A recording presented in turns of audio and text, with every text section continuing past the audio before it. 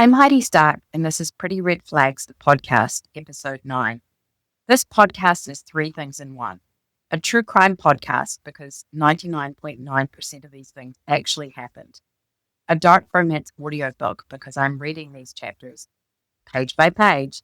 And survivor testimony, because this survivor went through all these things, and I'm going to be sharing what happened beyond the page and what's happened since. If you're enjoying this podcast, please like and subscribe and share with your friends. It truly means a lot. When we left off last time, Timmy had increasingly been crossing Margot's boundaries, embarrassing himself and her in front of his friends, her friends, and the general public. And his jealousy had come out roaring when she'd gotten along with one of his friends.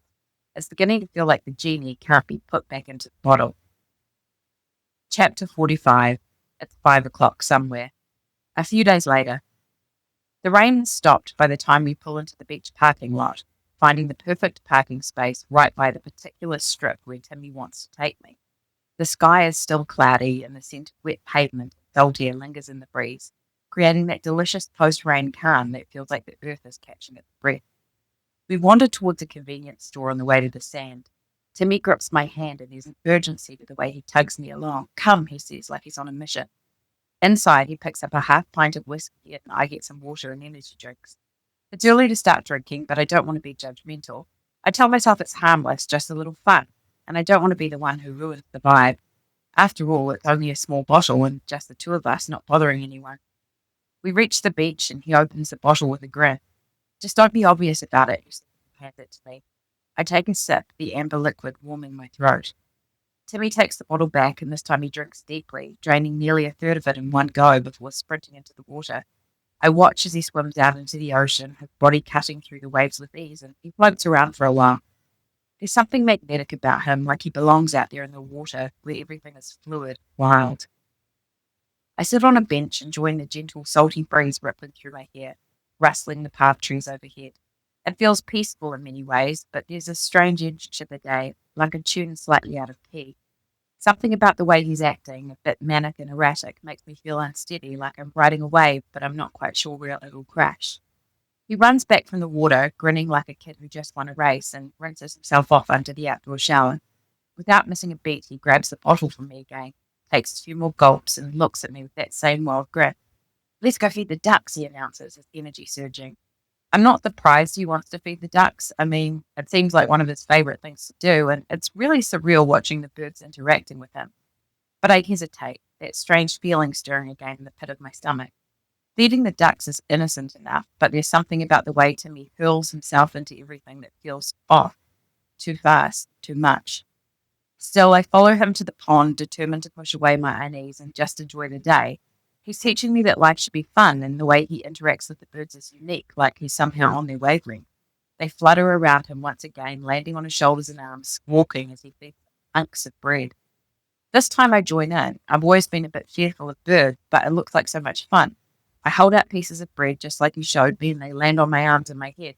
Their claws are a little scratchy and probably not very clean, but I can't even describe the feeling of having several birds landing on you and pecking bread out of your hands, using you as a perch, their feathers tickling your face. I'm not scared like I thought I might be. I have sunglasses on, so I'm not worried about any of them pecking out my eyes. I never thought I'd enjoy something like this, but here I am covered in birds, laughing with reckless abandon. Back at the apartment, the shift in Timmy's mood catches me off guard again. It's hot outside as usual, sticky, oppressive heat, and yet he's pulling on jeans. I raise an eyebrow, but he's already admiring himself in the mirror. Don't I look cute in these jeans? He asks, striking a pose. I know they look great on me, he brags. They make my ass look fantastic. I laugh despite myself, wishing I had even half his confidence, that I didn't judge and criticize every inch of my body, that I accepted my imperfections and even embraced them the way he seems to do. He carries himself with such certainty, such ease.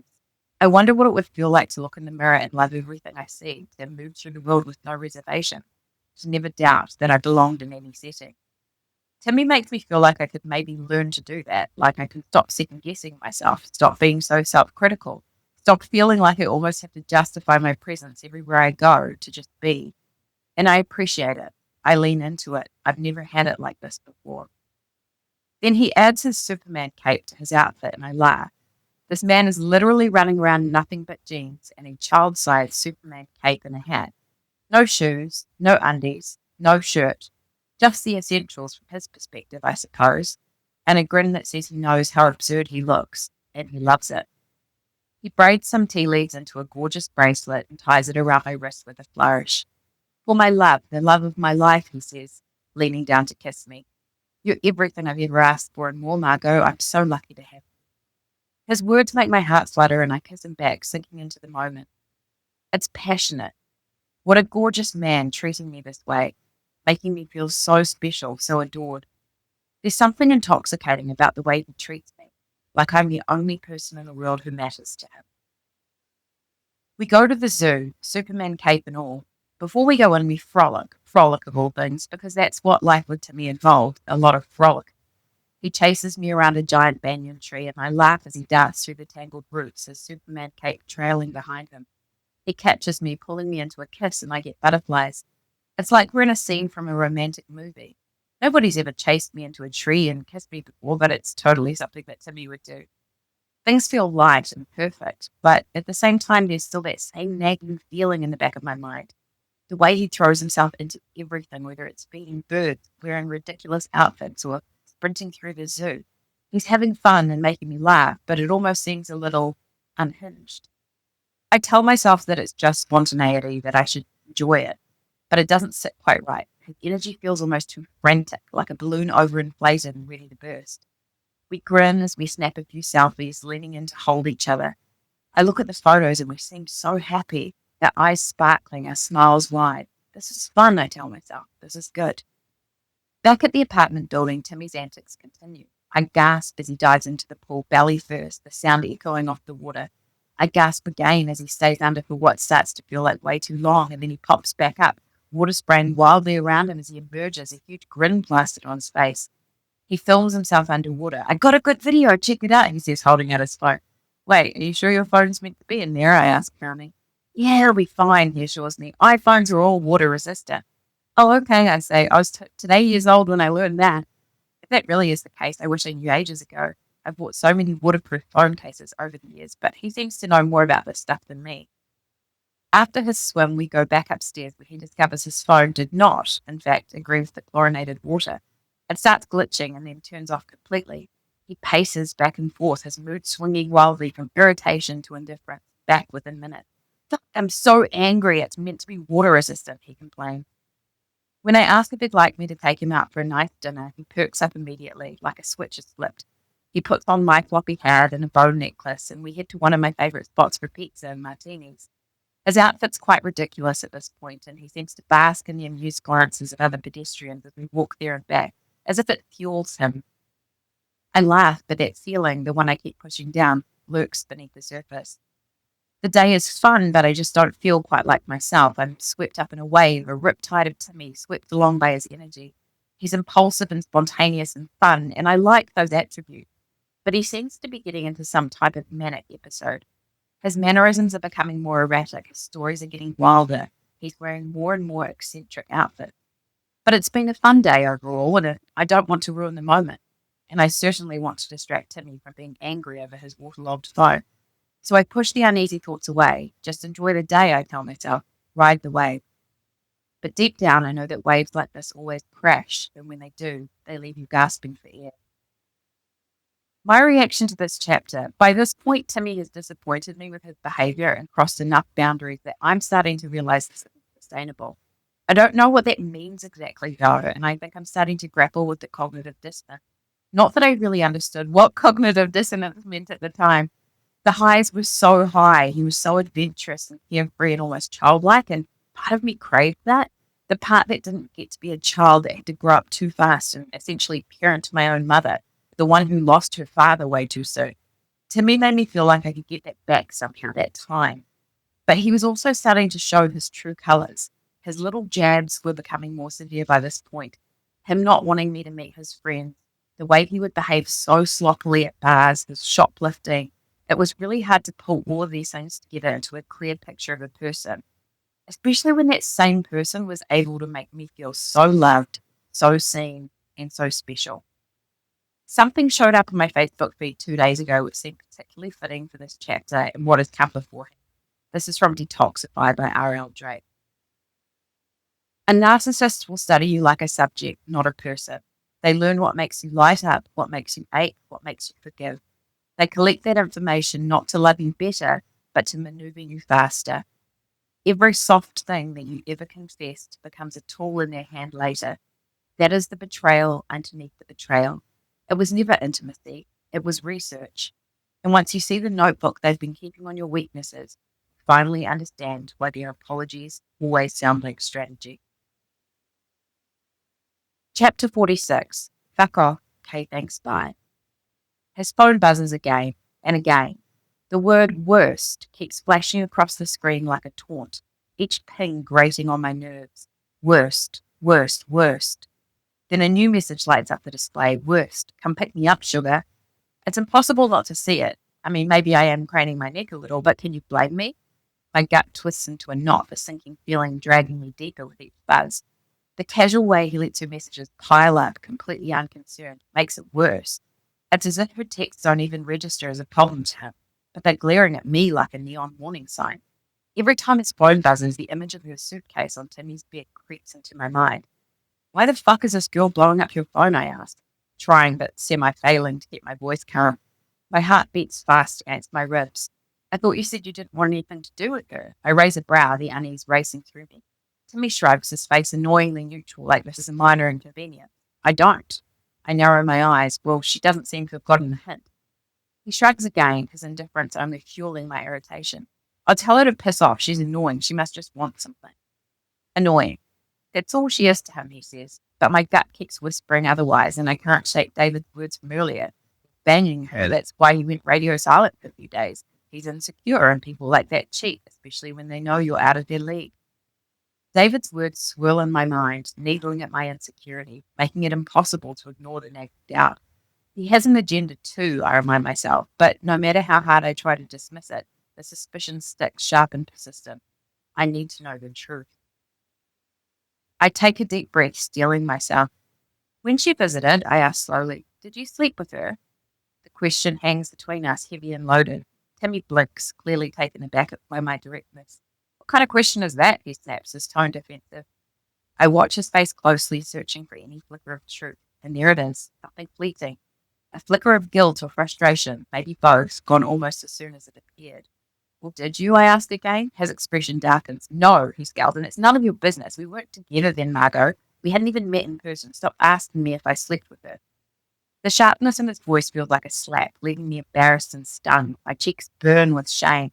He's right, I tell myself. It's not my business.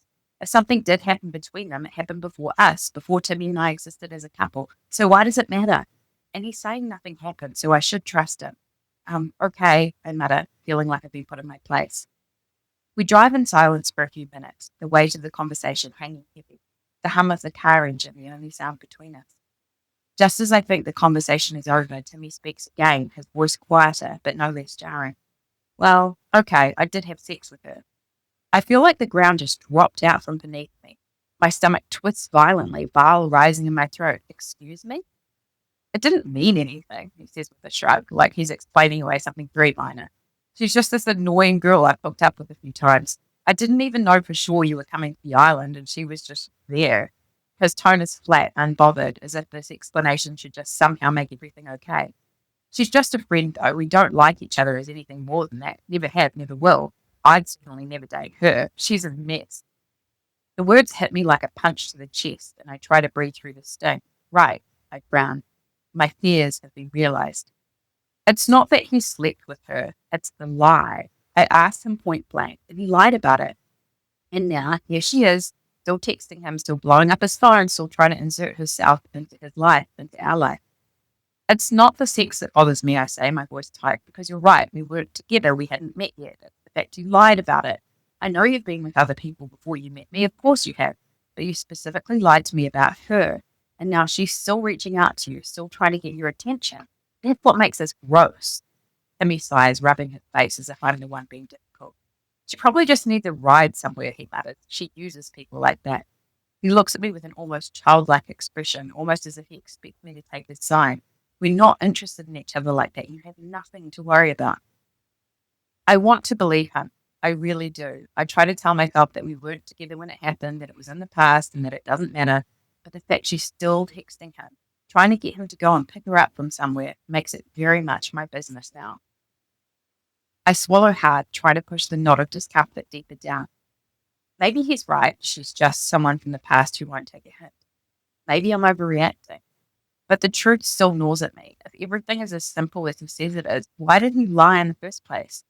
He speaks up again. And I usually had to initiate conversations with you, and I'm used to being pursued. And she wanted to meet up with me, and so I did. Weird.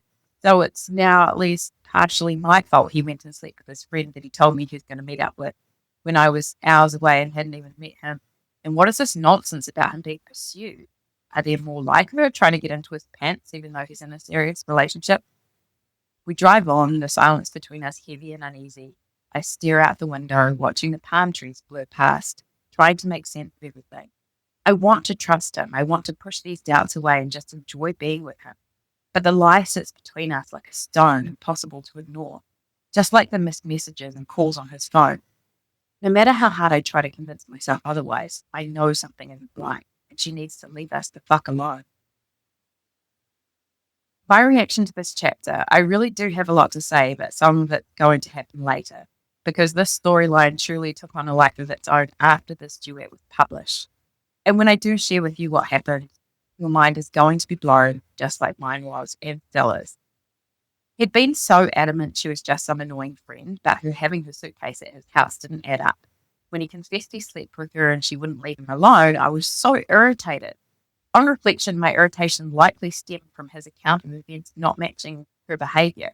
Either he was hiding something from me or she was completely insane and not getting the hint. Or maybe both, and in hindsight, probably both. Looking back, the way he crafted the narrative into his sleeping with her being some kind of retaliation for me not pursuing him is wild, but I've since heard it's not uncommon for people with his personality traits. They tend to blame infidelity or any behavior, all their bad behavior, all their actions on other people, primarily their partner. Unfortunately, my gut reaction to people trying to take what's mine is to double down rather than saying, fuck it, take it, I don't care. Or at least it was at the time. It would have been great if I'd done it by then and simply walked away. If only I wasn't human, wouldn't that be so much easier sometime? Chapter 47. Bruises fade, but the stories, they linger. The past. Okay, trigger warning, this is going to be intense based on true story and it involves sexual assault, but we will get into it. Lawyer. So you're accusing my client of raping you, and part of that evidence is the bruises on your body. Is that correct? Me. Yes. Lawyer. And you moved a week before, right? Me. That's correct. Lawyer. But as a redhead with pale skin, would you say you were bruised easily? Me. Not really. I haven't noticed that before. Lawyer. It's well known that people with your complexion bruise easily. Me. No response. Lawyer. So given that, isn't it more likely that the bruises were caused by the fact you moved heavy boxes rather than the allegations you've made against my client? Me. I didn't rip my vagina and my anus when I moved boxes. No. The present. A day or two go by, relatively uneventful. Timmy's phone stays quiet. Good. Finally, she might be getting the hint if I stop intruding on her. But now here I am, staring at my left arm, covered in splotches of grey and purple. My entire upper arm looks like I just got out of a paintball fight I never signed up for. I trace my fingers along the tender skin, wincing. It looks like someone grabbed me and squeezed hard, like the bruises on my legs from all those years ago. Timmy, lounging on the bed, laughs. Ha ha, I've been poking you so much to get your attention, I've left bruises on you. I force a smile, though my stomach twists uncomfortably. It's fine, I tell myself. I know I bruise easily, it's nothing. But the sight of the bruises tugs at something deep inside, like a loose thread unraveling a tightly woven fabric. The memories I've worked so hard to suppress start clawing their way to the surface.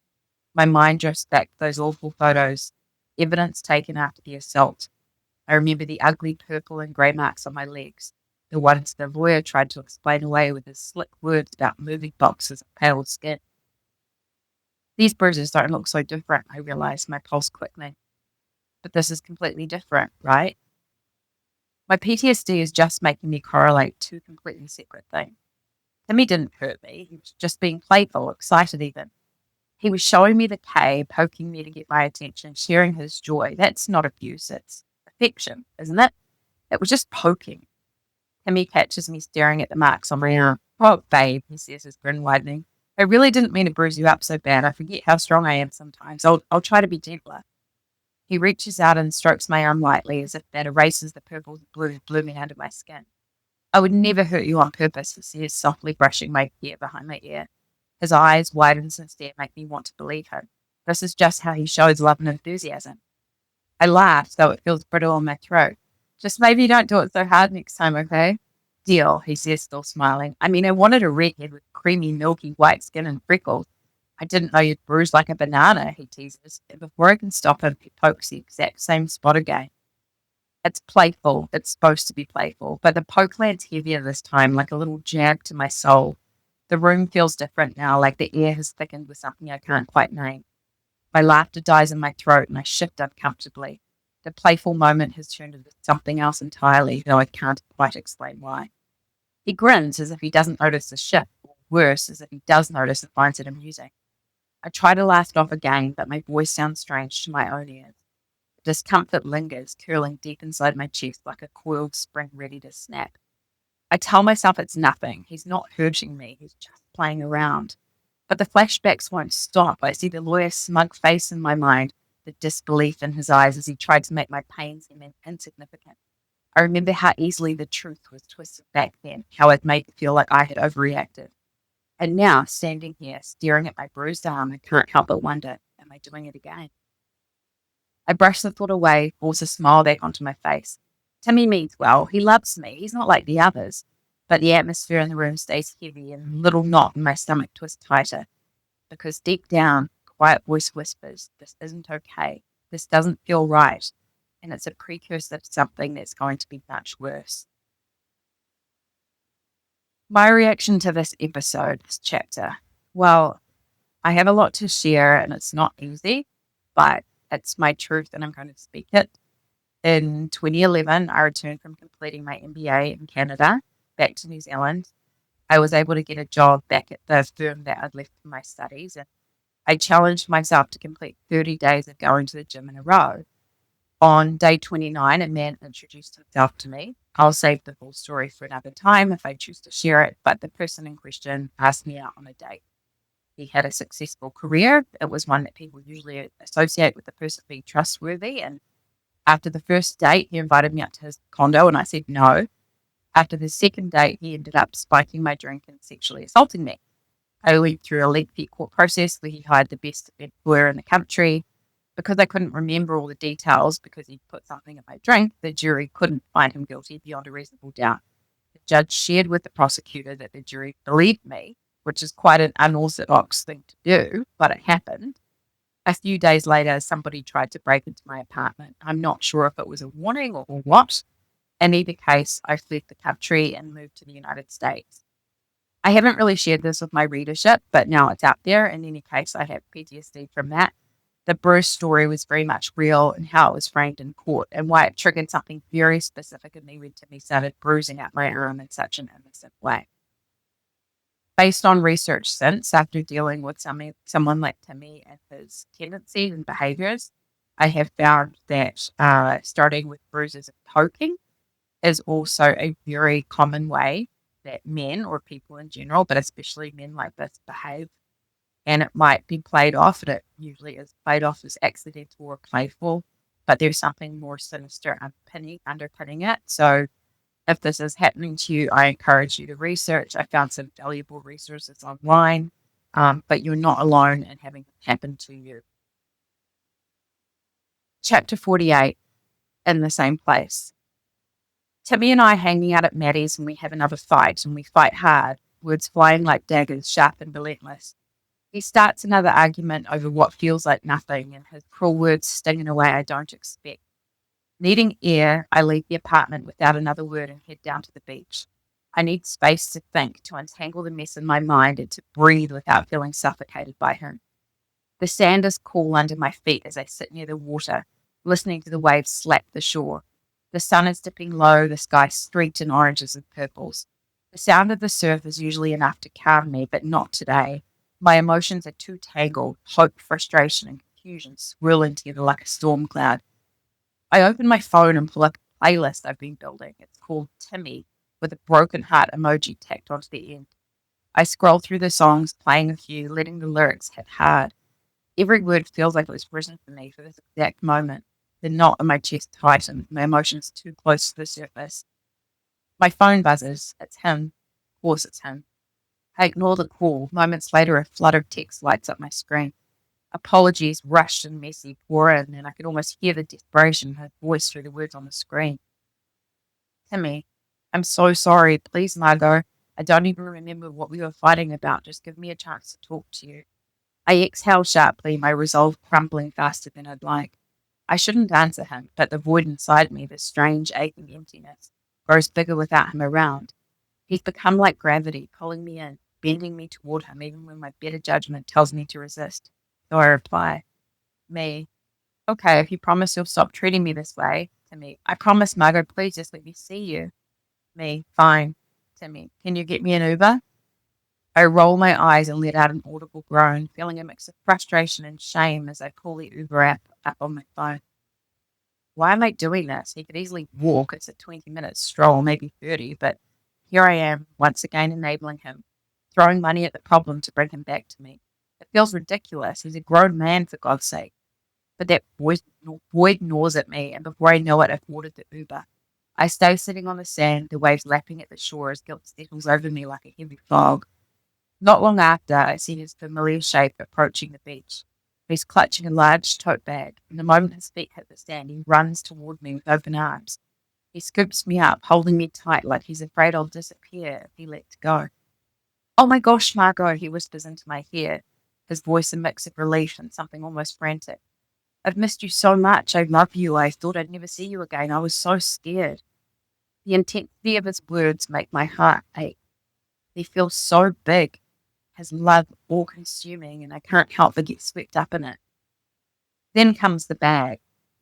He pulls it open with a flourish, grinning wildly. It's like a magic show, only instead of a rabbit, out comes the oddest assortment of trinkets. His tiny zebra figurine, his miniature skateboard, random shells he's collected from the beach. Each one is presented to me like a treasure with a backstory about how it reminded him of me. These shells are beautiful, just like you. This one's a speckled ginger one, see? The skateboard, it's tiny like you because you like to roller skate. The zebra, it's quirky, just like the way you laugh and because you like to wear black and white stripes sometimes. He beams with pride as he hands me each item, his grin stretching wider with every new offering. His enthusiasm is infectious, but there's also something unsettling about it, a manic energy that I can't quite place. This man has literally bought me a bag of junk, things he found on the beach, things someone else might have thrown away, but he's offering them like they're treasures, and he's weirdly customized each of them to me. Thank you, I say, holding a shell in my hand, turning it over to study it. It's chipped along one side. Well, it's all I could do right now, he says, his voice softening, but I really wanted you to know how much I've been thinking. It's the only way I could think of to show you how sorry I am. Later at my apartment, Timmy sprawls out on the bed while I sit at my desk participating in a video call with an investigator from my old job. While I no longer work there, they reach out for my help. As I speak, rattling off names, dates, and critical moments with ease, I feel something I haven't felt in a while, confidence. It's like stepping back into a version of myself that I thought had faded away. I know my stuff. I've lived and breathed this work for years, and it feels good to own it. When the call ends, I close my laptop and lean back with a sigh of relief. Timmy's eyes are wide with awe, and I can see a bulge in his pants. Oh my fucking God, he says, voice thick with admiration. That was the sexiest thing I've ever heard. You're so capable and confident. Talk about a giant boner. That's what you've given me. Just listen to you know your shit. I laugh, feeling a warmth blur in my chest. It's flattering, especially coming from him. I hadn't realized how starved I was for recognition, for someone to see me, to really see me and appreciate me for all the hard work I've done, especially given I wasn't receiving the same kudos at work. It's nice to have someone compliment me for my work, and he's right. 20 years of really hard work has got me to the point where I indeed know what I'm talking about. It's a shame the company I worked for didn't think the same. Well, actually, most of them did. I did my job reliably with rave reviews by my client groups, but the bitch in charge of my division hated me for some inexplicable reason. It wasn't my fault. She was a frumpy, jealous cunt. Seriously, the way she photoshopped her LinkedIn profile is a tragedy. No, Marsha, we see you.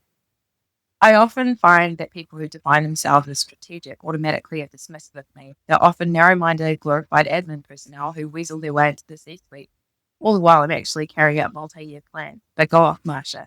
I'm salty. I don't apologize. And Timmy sees my skills. He's probably never heard anything like this before. He dated a doctor once, or maybe she was a dentist, but anyhow, he obviously couldn't watch her work, and he likely hasn't been exposed to what real career professionals do on a day-to-day basis, and it turns him on, apparently. The fact it turns him on turns me on. I'm finally feeling recognized as a badass bitch, and I love that he sees that in me.